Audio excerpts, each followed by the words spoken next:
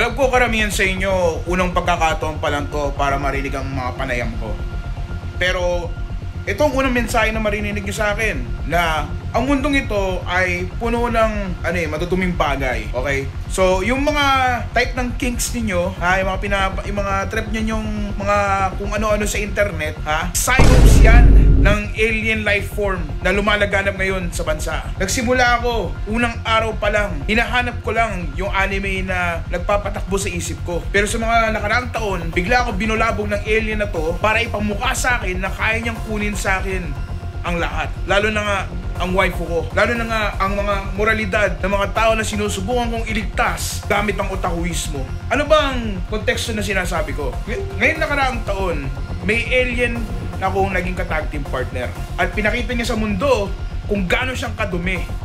Pinakita niya na kaya niyang kunin basta-basta ang asawa ko, na kahit bugbugin ko siya sa pagmumukha niya, naaawa mga tao sa kanya, kampi siya dahil mukha siyang macho na alien. Napaka-unfair nun kung iisipin ninyo. Tinanggap nila ang moralidad ng alien na yun dahil lang sa itsura niya, dahil lang mas mukha siyang bida. Ano na nangyari sa pag-unawa sa mga taong tulad ko na isang otaku na puro ang naniniwala sa kapangyarihan ng vanilla? Gusto niyang ipairal ang aral ng NTR sa mundong ito. Kaya nga hindi ako naniniwala sa mga psyops na mga alien race na yan na pumupunta sa bansa natin. Na dahan-dahan, iniimbestigasyon ng gobyerno kung totoo ba sila o hindi.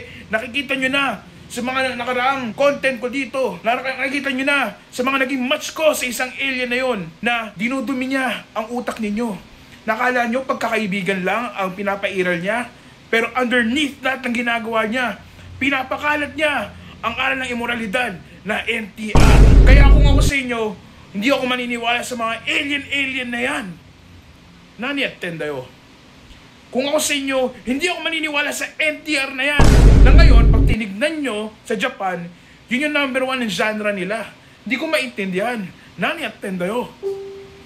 Kung ako sa inyo, magsistick to one lang ako. Magpapaka-vanilla ako sa waifu ko. At sa waifu ko sa ibang anime kasi magkaibang magkaibang multi-universe naman yun eh. Waifu ko dito sa universe na to, waifu ko doon sa isang universe na yun. Stick to one lang kada universe, di ba?